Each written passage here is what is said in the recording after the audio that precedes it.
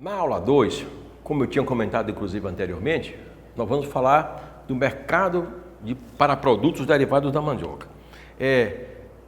Considerando que as raízes de mandioca podem ter usos múltiplos, eu já comentei isso inicialmente, é importante tratar do cenário do mercado para os principais derivados da mandioca, com o intuito, inclusive, de compreender e conhecer as possibilidades para o mercado de mandioca de mesa.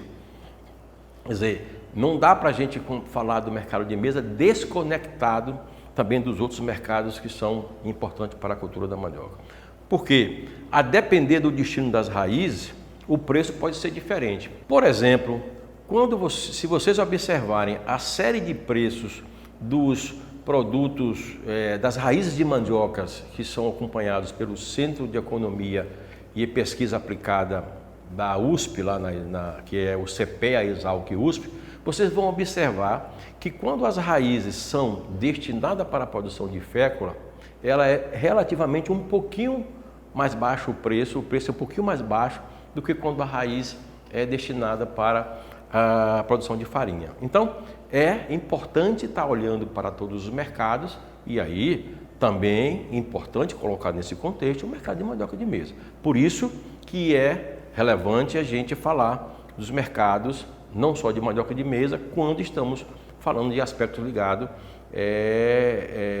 ao mercado de mandioca como um todo. Bom, quais são os principais mercados da mandioca? Aí nós temos pelo menos 3 grandes mercados. O mercado de farinha, o mercado de fécula de mandioca e derivados e o mandioca de mesa, o mercado de mandioca de mesa, que é o que nós vamos dar mais ênfase em alguns momentos aqui, em vários momentos de nosso curso, né? O mercado de farinha, como é que ele está? Qual é o cenário do mercado de farinha? O mercado de farinha apresenta tendência de redução de consumo. O que é que tem levado a esse mercado a se comportar dessa forma com redução de consumo? Um é o aumento de renda da população e o outro é o avanço do processo de urbanização. A combinação desses dois fatores, de aumento de renda e o avanço do processo de urbanização, tem concluído para que a população tenha alterado os seus hábitos de consumo, mudança dos hábitos de consumo, consequentemente, tem deixado de consumir mais farinha quando se consumia anteriormente, tá? Isso também não é um fato, eu diria, exclusivo da farinha. Os carboidratos, geralmente, às vezes, quando você muda de padrão de renda e o processo de urbanização pode levar a esse comportamento. Uma outra característica importante que a gente tem que conhecer do mercado de farinha é que ela tem uma demanda chamada demanda inelástica. O que é isso? É que produtos que têm demanda inelástica é que o consumo varia muito pouco em função do preço. Quer dizer, dadas as variações no preço, as pessoas que ainda consomem farinha, que têm costume de consumir farinha, eles reagem muito pouco a essa mudança no preço. E aí, voltando um pouco, quando eu comentei da questão do aumento da renda da população, é importante também levar em consideração essa característica da farinha, né, do mercado de mandioca, que é considerado como um bem de necessidade ou, em alguns casos, um bem inferior. O que quer dizer isso? Dado um aumento de renda, o consumo pode cair ou até aumentar, ele pode variar muito pouco. Essa é uma característica dos chamados bens de necessidade ou bem inferior. Seguindo, uma outra característica importante a ser ressaltada no mercado de farinha é a questão da especificidade regional. É um produto típico. O que eu estou dizendo? Você pode, inclusive, observar aí nessa nossa foto, no mesmo ponto de venda, olha só a diversidade de farinha que tem por aí. Então, a farinha, ela atende a características, a critérios que são específicos de pessoas e de regiões. Eu sempre costumo comentar nas minhas palestras que em vários lugares do Brasil tem a melhor farinha do mundo. Por exemplo, na região que eu vivo, que é a região aqui do Recôncavo da Bahia, tem a chamada farinha de Copioba, que é uma farinha excelente.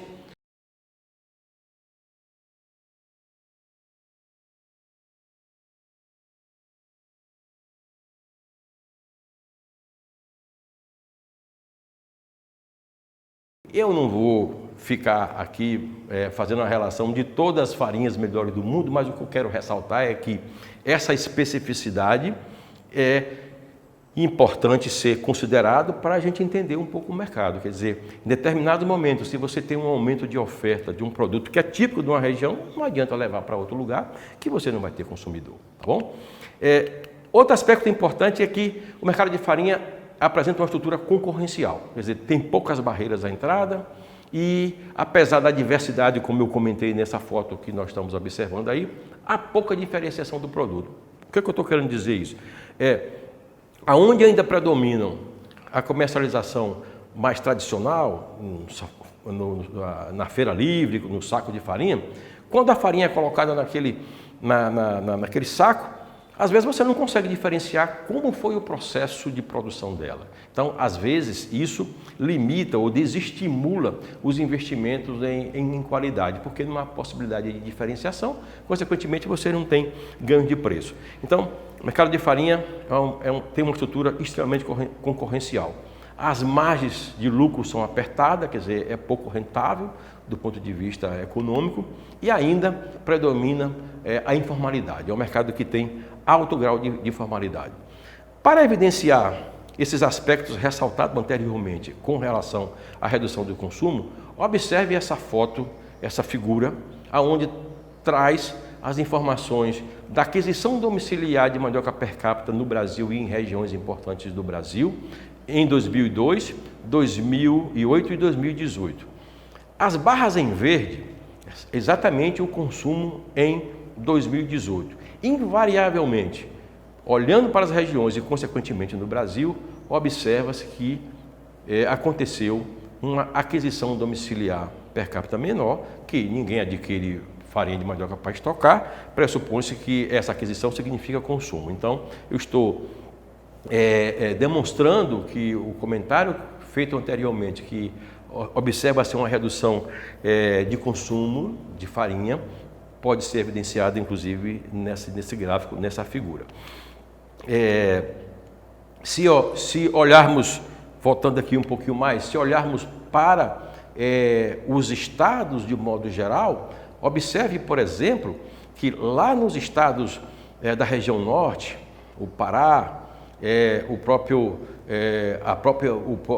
estado do Amazonas, onde tradicionalmente se observa um grande consumo de farinha de mandioca, nos anos recentes, em 2018, isso tem caído consideravelmente.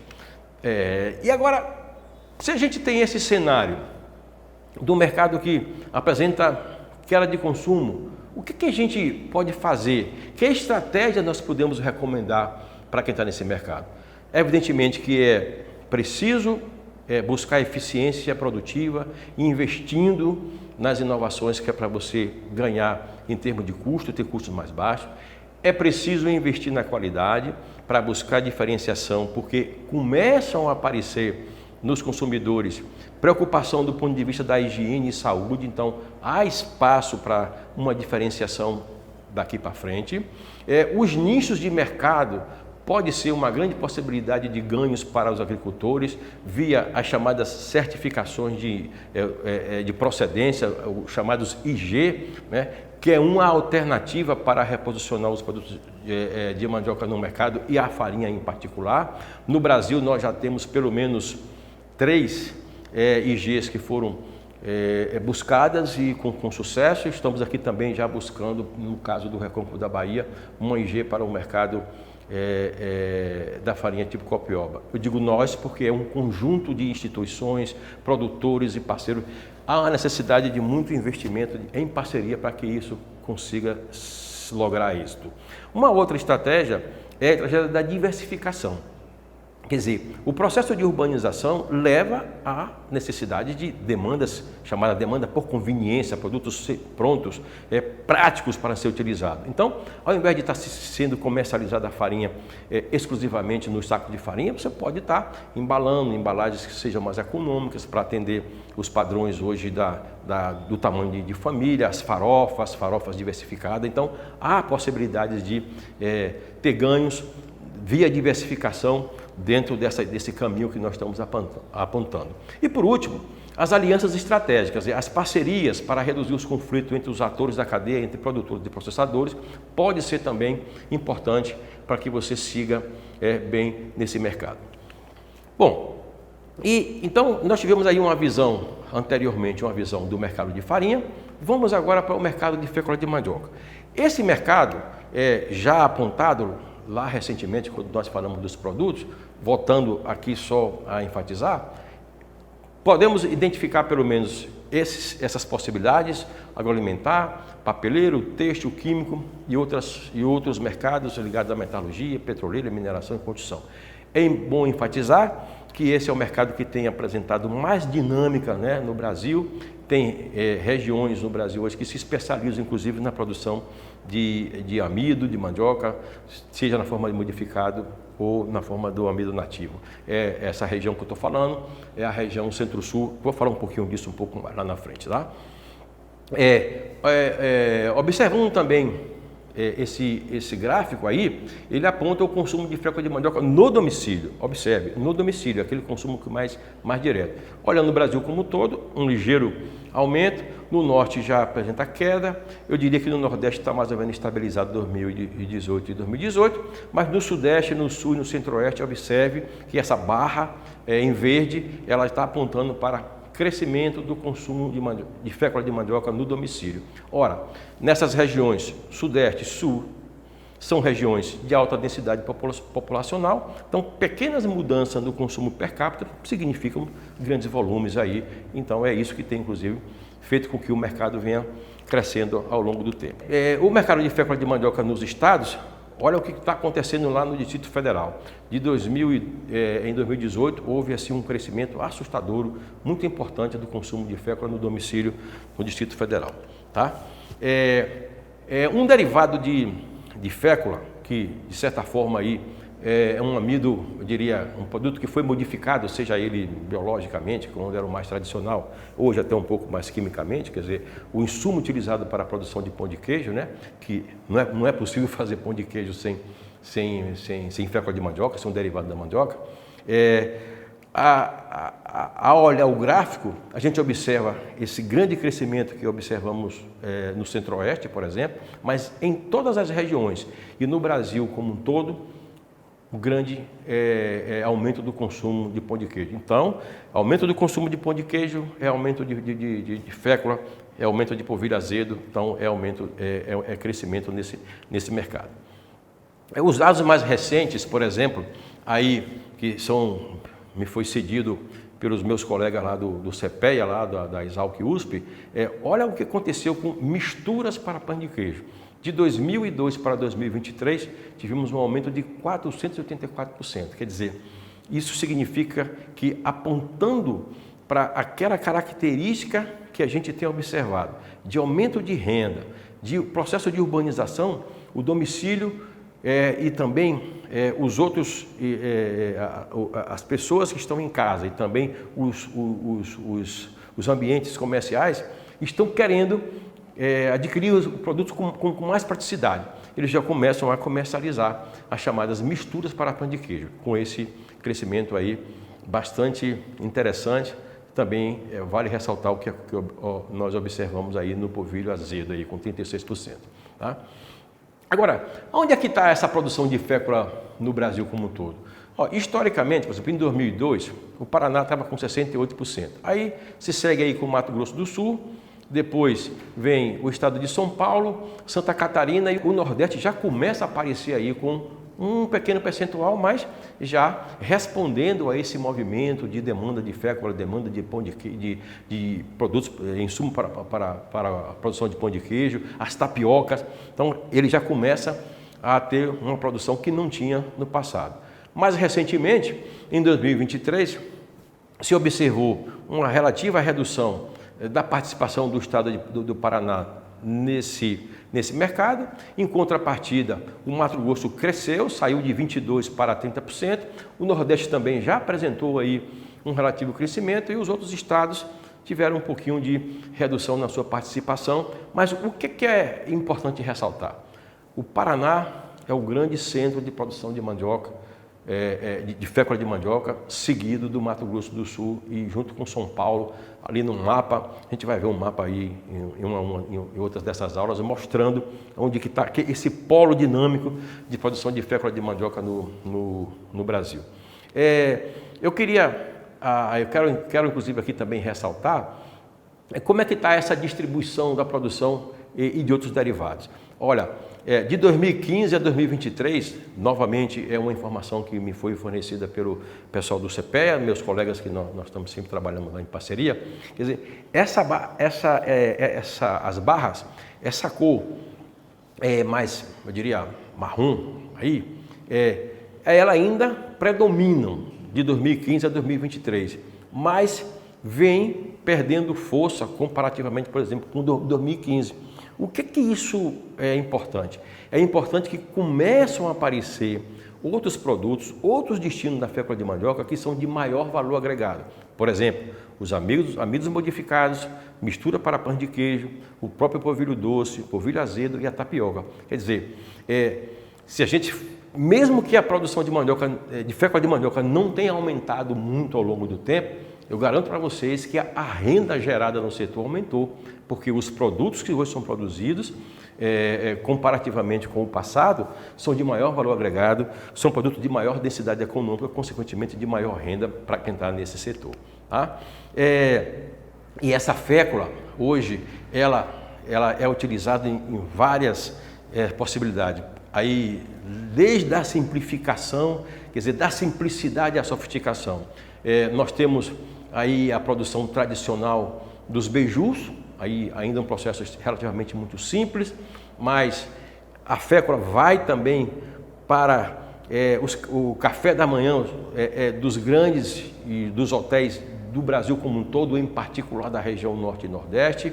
Tá? Você tem essa participação importante hoje, inclusive nas atividades dos chefes de cozinha, dos restaurantes, e observe também essa imagem aí desses derivados de fécula de mandioca numa boutique, né?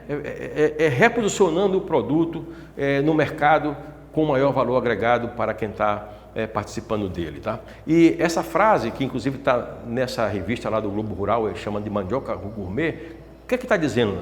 O mais brasileiro dos alimentos chega às cozinhas dos chefes na forma de tapioca, beiju, polvilhos e farinha artesanais. Quer dizer, a gente observa, a gente vem assistindo uma mudança considerável nesse mercado interessante. E essa mudança implica agregação de valor, praticidade, conveniência, apresentação do produto de forma diferente, qualidade para atender ao novo mercado e sem deixar de considerar as boas práticas de processamento. Essa foto, onde apresenta essas senhoras produzindo a chamada bolachinha de goma, foi uma visita sem programação. Eu acho interessante isso, você chega na unidade de processamento sem estar avisando e a unidade está executando as recomendações ligadas às boas práticas de processamento, porque está preocupado com a qualidade, está preocupado com o que hoje o mercado está exigindo. E nessa esteira de importância do produto como um todo, da fécula de mandioca de destino, um pequeno exemplo. Aí estão as tapiocas, pão exclusivamente feito de fécula de mandioca, produtos com outro nome, xeritoca, que é um biscoito feito com fécula de mandioca.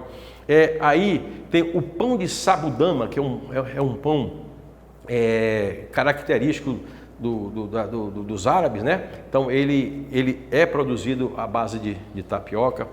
Tapioca comercializadas hoje no supermercado nessas embalagens prontas para serem processadas em casa. Aí a pizza feita à base de tapioca.